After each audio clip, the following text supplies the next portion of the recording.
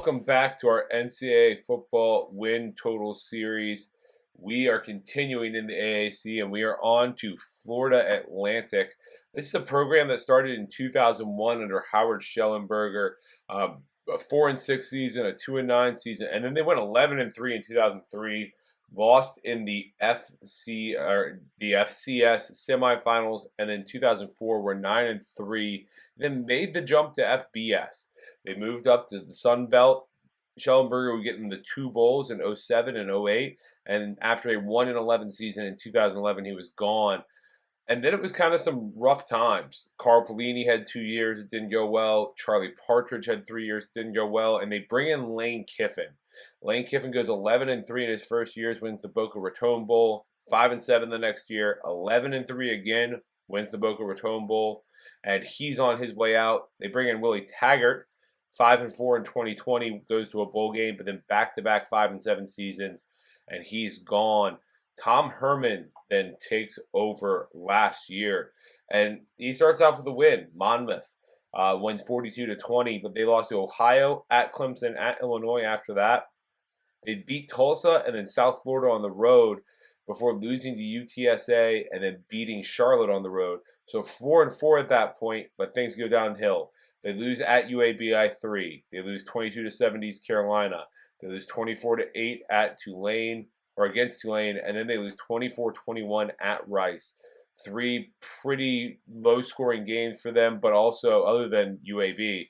And then just some close losses to finish 4-8 in Tom Herman's first year.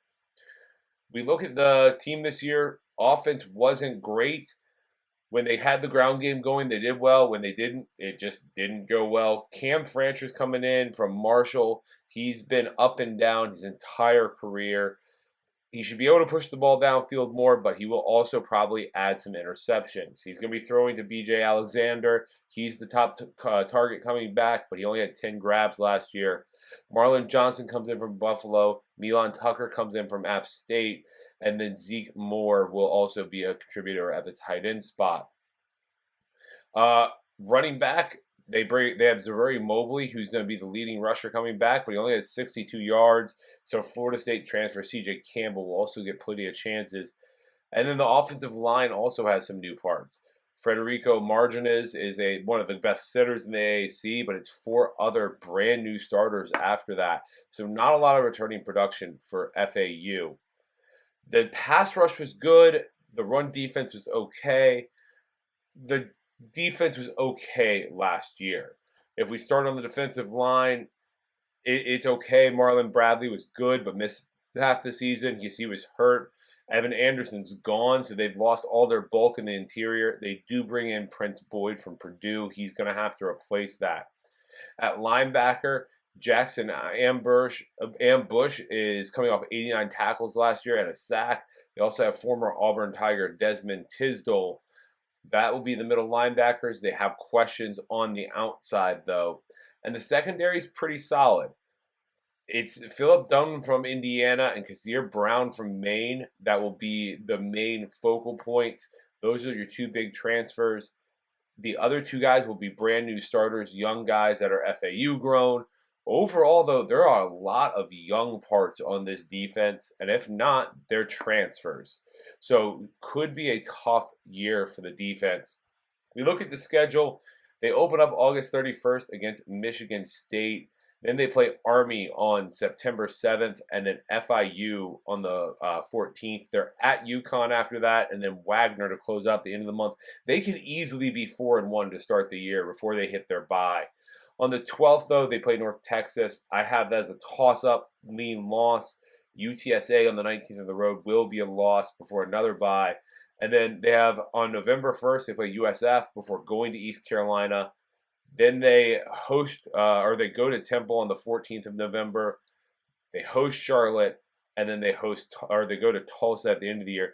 The front half of the schedule, very manageable. I can see 4 wins, maybe 5. The back half of the schedule, probably just 1, and that's Charlotte. The back half is extremely tough for them. And it could be a crumbling situation just like it was last year, especially because this team does not have a lot of depth. When we look at the wins, I lean in the 5 to 6 range. I don't, unless they can get Army, FIU, UConn, Wagner, and North Texas to start, plus beat Charlotte and either upset Temple, Tulsa, or UTSA on the road, they're not getting to 7. You're asking them to win 5 games in a row plus pull a road upset. I just don't see it happening. ESPN has the under 6.5 right now at -105, and that's what we're going to take. So this pick, Florida Atlantic, under 6.5 wins, -105. If you like this content, please make sure to hit the like button, share it with your friends, comment on what you're looking forward to in the rest of the AAC, and we'll see you next time.